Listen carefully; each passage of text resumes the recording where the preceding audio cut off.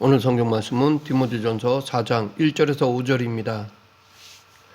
디모데전서는 크게 두 부분으로 나누어 볼 수 있습니다. 즉 1장부터 3장과 4장부터 6장입니다. 전반부인 1장부터 3장은 목회자의 근본 직무인 복음 진리와 사수 및 교회의 질서와 조직의 확립에 대한 권면입니다.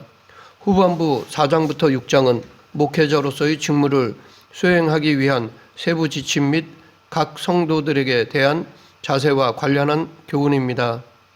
그 중에 오늘 본문은 후반부의 시작 부분으로서 배교자들에 관한 예언 및 거짓 교훈에 대한 경계와 논박을 기록하고 있습니다. 오늘 본문을 통해 지금 우리들에게 필요한 교훈을 알아보겠습니다. 먼저 사도 바울은 오늘 본문 1절, 2절에서는 말세에 많이 일어날 배도에 대해 말하고 있습니다. 그런데 오늘 본문은 그러나로 시작하고 있습니다. 이것은 앞에서 말한 내용과 연결되어 있다는 것을 의미합니다.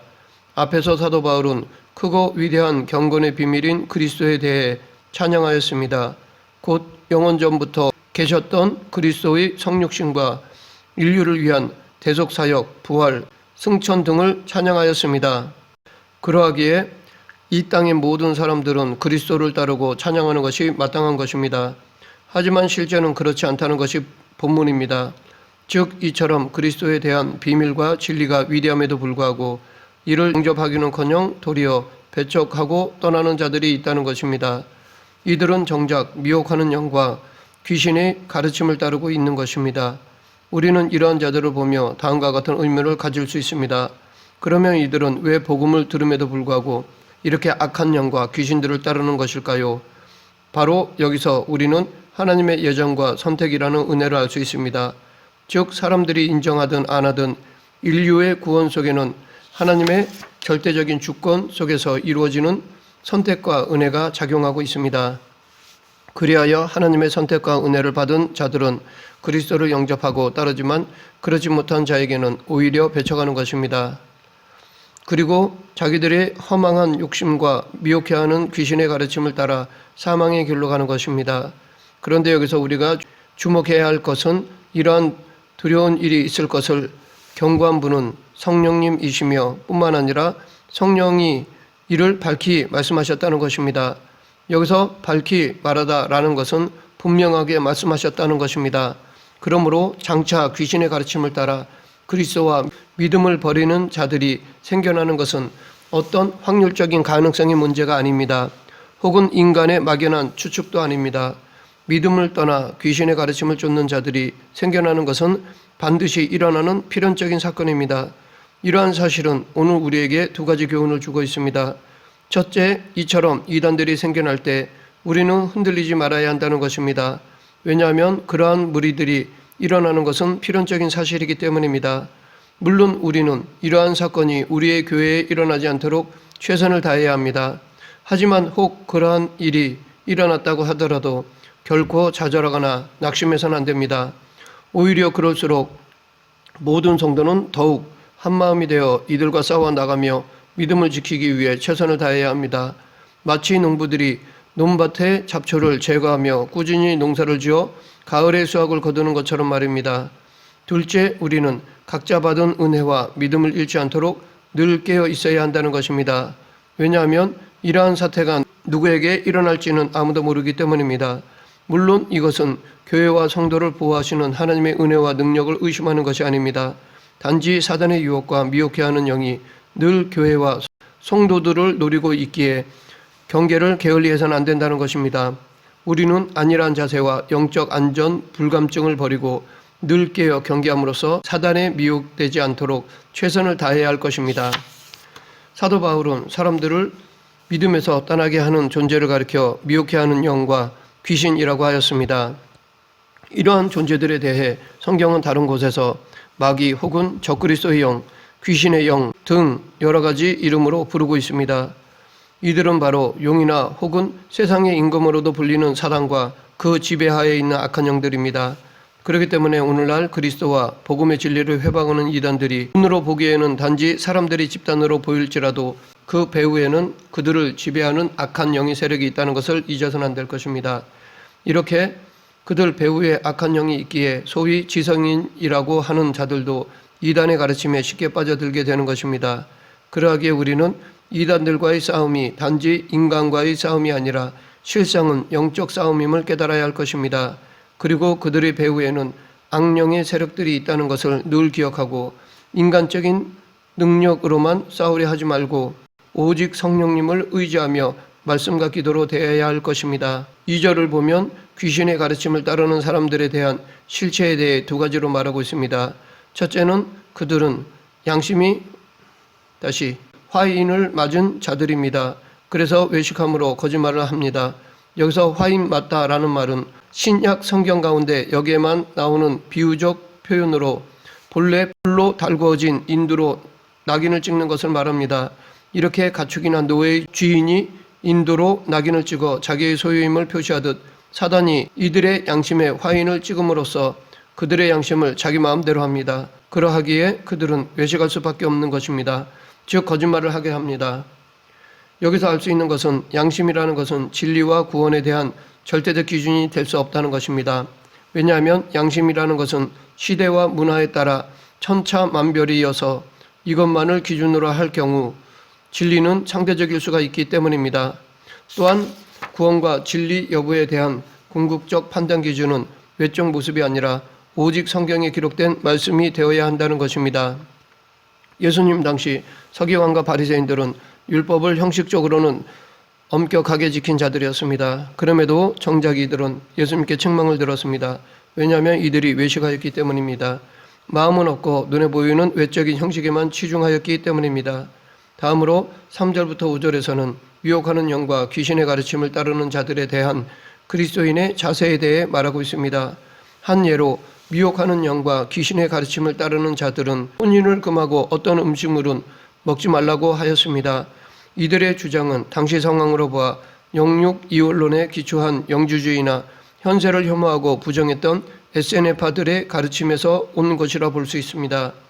영지주의자들은 물질은 악하고 영혼은 선하다고 믿었으며 SNF파 역시 다가올 천국을 위해서는 혼인을 금하고 현세를 부정하는 삶을 살았습니다. 그들은 오직 금욕을 통해서만 영혼의 성결을 유지할 수 있다고 믿었습니다. 그래서 육체에 대한 쾌락 자체를 정죄하였습니다. 즉 육체의 쾌락을 악으로 여겨 거부하고 금욕을 덕으로 여겨 결혼을 부정하였습니다. 그러나 혼인은 인간이 만든 제도가 아니라 인간을 창조하시고 한 몸으로 만드신 하나님의 뜻에 의한 것입니다. 따라서 이러한 결혼을 금하는 것은 이 제도를 제정하신 하나님의 뜻을 정면으로 대적하는 것일 뿐 아니라 결혼을 통해 자손을 낳아 온 땅에 충만하기를 명하신 하나님의 명령까지 거스르는 것입니다. 음식 역시 마찬가지입니다. 음식은 하나님께서 주신 것으로 인간이 음식을 먹는 것은 당연한 것입니다. 물론 그들이 금한 것은 특정 음식물을 금하는 일종의 정결 규정이었을 것입니다. 그러나 이 역시 인간을 진정으로 더럽히는 것은 입으로 들어가는 음식이 아니라 반대로 인간의 부패한 마음에서 나오는 것임을 망각한 것입니다. 예수님께서도 입으로 들어가는 것이 사람을 더럽게 하는 것이 아니라 입에서 나오는 그것이 사람을 더럽게 하는 것이니라 라고 하셨습니다. 그러하기에 사도 바울도 오늘 본문 4절 5절에서 하나님께서 지으신 모든 것이 선함에 감사함으로 받으면 버릴 것이 없나니 하나님의 말씀과 기도로 거룩하여짐이라 라고 하였습니다. 하나님이 창조하신 모든 피조물은 그 용도에 있어서 버릴 것이 없습니다. 이와 같이 하나님의 창조 역사는 인간의 어떤 선입견이나 편견에 의해 왜곡될 수 없습니다. 왜냐하면 그것은 선의 절대 기준이신 하나님 보시기에 좋았기 때문입니다. 우주의 절대자요 인간과는 비교될 수 없는 무한하신 하나님이 선하다고 선언하신 것을 인간의 판단으로 버릴 수는 없는 것입니다. 즉 하나님께서 지으신 만물 가운데 그 어떤 것도 인간의 판단에 의해 악한 것으로 치부되거나 간과될 수 없습니다. 하나님께서 인간에게 주신 식물이나 혼인은 그 창조 본래의 용도 안에서 감사함으로 수용하며 즐기도록 하기 위해 허락된 것입니다. 그러하기에 극단적 금욕주의는 하나님의 창조 원리를 위반하는 것입니다. 여기서 말씀과 기도로 거룩하여진다라는 것은 하나님께서는 말씀을 통해서 모든 만물이 선하다고 이미 인정하셨으므로 그리스도인들은 기도를 통해 하나님이 주신 모든 것들을 감사함으로 받고 사용할 수 있다는 것입니다. 이 말씀과 기도는 하나님이 우리에게 주신 은혜입니다. 우리는 이 말씀과 기도로 하나님과 교제합니다. 즉 말씀은 하나님이 우리에게 당신의 뜻을 전하는 방법이고, 기도는 우리가 하나님께 우리의 뜻을 전하는 방법입니다. 우리는 이 두 통로를 통해 하나님과 의사소통을 할 수 있습니다. 그러하기에 우리는 늘 말씀을 연구하고 묵상해야 하고 늘 기도에 깨어 있어야 하는 것입니다. 이 말씀과 기도 중에 어느 하나만 소홀히 하거나 중단된다면 하나님과 우리의 관계는 온전하지 못하게 됩니다. 그런데 오늘날 우리 성도들 가운데에는 아직도 이러한 사실을 모른 채 세상 사람들과 비슷한 잘못된 이원론을 가지고 세계를 바라보는 사람들이 있습니다. 그리고 이러한 사람들의 태도는 대체적으로 결혼한 목사보다는 독신으로 지내는 신부가 더 거룩하며, 음식을 먹는 정상적인 생활보다는 음식을 하는 것을 더 경건하고 신령한 것으로 생각하는 경향이 있습니다. 하지만 앞서 언급한 바와 같이 결혼과 음식은 하나님의 은혜이므로 그러한 것들 자체가 죄일 수는 없습니다. 오히려 그러한 것들을 금욕함으로써 거룩하고 신령해진다는 생각이 더욱 잘못된 것일 수 있습니다.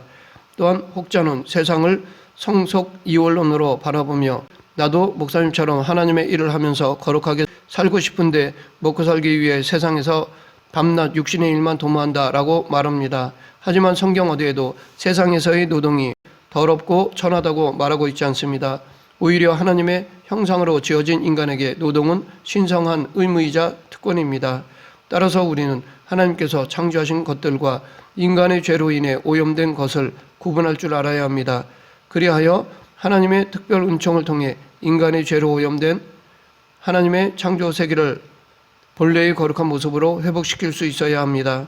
오늘 우리는 세상이 타락한 본성으로 하나님이 주신 성과 물질, 권력과 지식들을 오용하고 더럽힌다고 하여 그것들 자체를 무조건 죄악시하고 부정하는 잘못된 태도를 버려야겠습니다.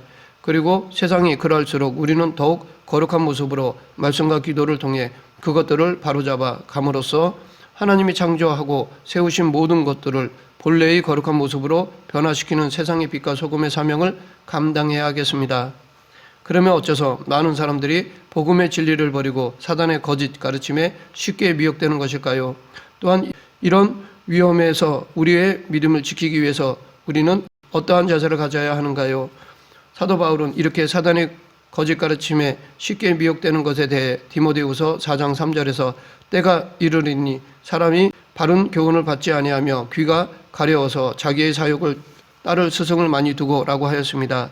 이는 많은 사람들이 복음의 진리를 떠나 거짓 가르침에 쉽게 빠져드는 데에는 미혹하는 사단의 능력도 있지만 진리보다는 어떤 무익한 호기심이나 허망한 생각을 앞세우는 사람들의 잘못된 생각에도 그 원인이 있다는 것입니다. 성경을 보면 사단은 하나님의 말씀을 가감하고 변형하여 가장 그럴듯한 말로 하와를 유혹하였습니다. 그래서 그 말을 들은 하와는 사단의 말이 새로울 뿐 아니라 자신에게 더 유익하다고 생각하고는 솔깃한 마음에 시험에 빠지고 말았던 것입니다. 이러한 현상은 오늘날에도 동일하게 일어나고 있습니다. 그 대표적인 예가 사이비 종말론자들입니다. 그들은 성경에 없는 말을 갖다 붙입니다. 그리하여 성경은 거듭 재림의 때는 알 수 없다고 하는데도 이 말을 가감하여 계시나 환상을 들먹이며 구체적인 날짜나 장소를 언급하곤 합니다. 따라서 참을성이 없고 귀가 얇은 자들은 그러한 거짓말에 큰 매력을 느끼며 쉽게 속아 넘어가는 것입니다. 우리는 이런 어리석음에 빠지지 않기 위해 무익한 호기심을 버리고 말씀을 말씀대로 받는 순수함과 겸손함을 지녀야 하겠습니다. 동시에 진리에 대해서만큼은 단호한 태도를 잃지 않아야 하겠습니다. 말씀을 맺겠습니다. 바울은 본문을 통해 많은 사람들이 허망한 욕심과 호기심을 따라 하나님의 창조를 모독하는 귀신의 거짓 가르침에 미혹되어 믿음을 버릴 것이라고 말하고 있습니다. 따라서 우리는 이러한 모습을 거울 삼아 말씀을 말씀대로 받는 순수함과 겸손함으로 믿음과 진리를 더욱 견고히 지키도록 해야 하겠습니다. 그리고 이러한 믿음에 굳게 서서 말씀과 기도를 통해 인간의 죄로 오염된 하나님의 피조 세계를 본래의 거룩한 모습으로 회복하고 아울러 천지 만물을 창조하신 하나님의 영광이 더욱 밝히 드러날 수 있도록 해야 하겠습니다. 미혹이 많은 이 시대에 흔들리지 않고 복음을 지키는 저와 여러분 되길 간절히 축원합니다. 기도하겠습니다. 참 진리이신 하나님 아버지, 많은 거짓 유혹에도 넘어지지 않고 올바른 영적 분별력으로 진리를 지키고 전하는 저희들이 되게 하여 주시옵소서. 예수님 이름으로 기도드립니다. 아멘.